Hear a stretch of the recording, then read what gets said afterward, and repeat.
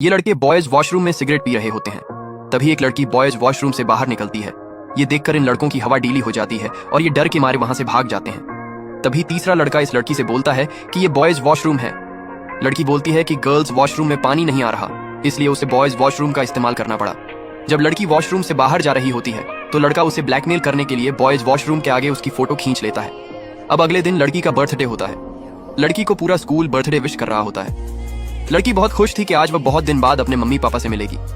पर जब वह अपनी कार के पास पहुंचती है तो उसका ड्राइवर बताता है कि उसके पापा बिजनेस के सिलसिले से बाहर गए हैं और उसकी मम्मी किटी पार्टी में व्यस्त हैं। उन्होंने पैसे भेजे हैं। लड़की ये पैसे फेंक कर गुस्से में वहां से चली जाती है।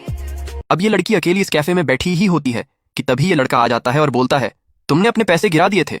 तब लड़की बोलती है, गिराए नहीं, फेंके हैं। लड़का बोलता है, तो ठीक है, फिर मुझे इन पैसों से शॉपिंग कराओ। तो लड़की मना करने ही वाली होती है। तभी लड़का उसे उसकी फोटो दिखा देता है, जिस कारण लड़की को जबरन उसके साथ शॉपिंग पर चलना पड़ता है। अब लड़का लड़की से पूछता है, बताओ संध्या के लिए क्या ड्रेस सही रहेगी। तो लड़की बोलती है, तुम्हारी गर्लफ्रेंड के लिए मैं क्यों बताऊं।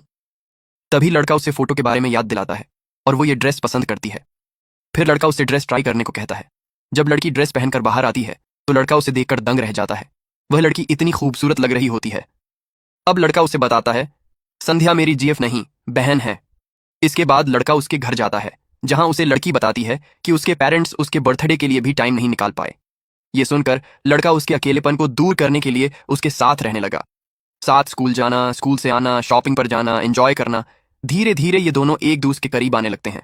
अब आगे ये लड़का अपनी माशूका को चोरी छिपे अपने घर ले आता है। तभी अचानक इसके पापा कुछ ढूंढते हुए रूम में एंट्री लेते हैं, जिसे देखकर ये लड़की तुरंत छुप जाती है। अभी इसके पापा एक पोस्टर के पीछे एक हॉलीवुड एक्टर की तस्वीर देखते हैं। ये देखकर इसके पापा चुपचाप रूम से बाहर चले जाते हैं। अगले दिन स्कूल में कॉस्ट्यूम डे सेलिब्रेट होता है, जिसमें सब सुंदर और अनोखे कपड़े पहनकर आते हैं।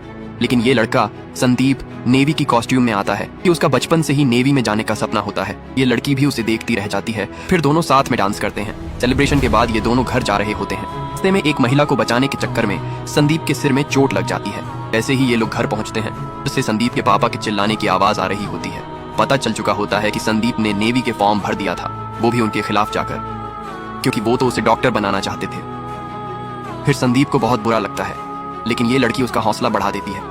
फिर संदीप हिम्मत करके अपने पापा से बोल देता है, अब मुझे आर्मी में जाना है। पर उसके पापा कुछ नहीं बोल। अब संदीप का ट्रेनिंग पर जाने का समय आ चुका होता है, तो उसके घर वालों को बहुत चिंता हो रही होती है। अब संदीप अपनी ट्रेनिंग पर जा रहा होता है तो उसके घर वालों की आंखें नम होती हैं। सबका चेहरा उतर जाता है। संदीप अपने पापा से गले मिलता है और ट्रेनिंग पर निकल जाता है। संदीप अपने ट्रेनिंग सेंटर पर पहुंच जाता है, जहां उसे रोज सुबह दौड़ना, लंबे समय तक पानी में रहना, सटीक निशाना लगाना और लड़ना सिखाया जाता है।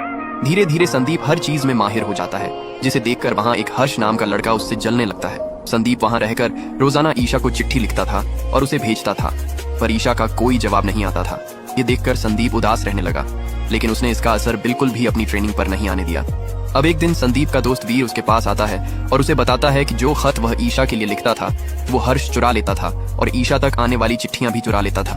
इतना सुनते ही संदीप अपना आपा खो देता है और हर्ष को ढूंढने के लिए दौड़ पड़ता है। आगे क्या होगा? अब जैसे ही संदीप को पता चलता है कि खत हर्ष चुराता था तो वह उसकी तरफ दौड़ पड़ता है। जैसे ही संदीप को हर्ष मिलता है तो वह उसका गला दबाकर पूछता है, बता सारी चिट्ठी कहाँ है? हर्ष डर कर चिट्ठी संदीप को दे देता है। चिट्ठी पढ़कर संदीप इमोशनल हो जाता है और उसे पता चलता है कि ईशा आज स्विट्जरलैंड जा रही है। इतना पढ़ते ही संदीप अपना बैग पैक करता है और ईशा के घर की तरफ निकल पड़ता है। ईशा के घर पहुंचते ही ईशा उससे पूछती है, तुम मेरे चिट्ठी का कोई जवाब क्यों नहीं दे रहे थे और न ही तुम्हारी तरफ से कोई चिट्ठी आई। संदीप उसे बताता है कि कैसे हर्ष सारी आई हुई और भेजी हुई चिट्ठी को छिपा देता था। जैसे ही ईशा के पापा दरवाजे की तरफ आ रहे होते हैं तो संदीप ईशा को लेकर भाग जाता है। अब ईशा उसे बताती है कि उसने स्विट्जरलैंड जाने वाली बात इसीलिए लिखी थी ताकि वह संदीप से मिल सके। अब संदीप अपने घर की तरफ जा ही रहा होता है तो ईशा उसकी बस में चढ़ जाती है और उसे सबके सामने किस कर लेती है। वह बता देती है कि वो भी उसे प्यार करती है। फिर संदीप अपने घर चला जाता है और अपनी माँ की गोदी में सिर रखकर खाना खाता है और अपने पोस्टिंग पर रवाना होता है।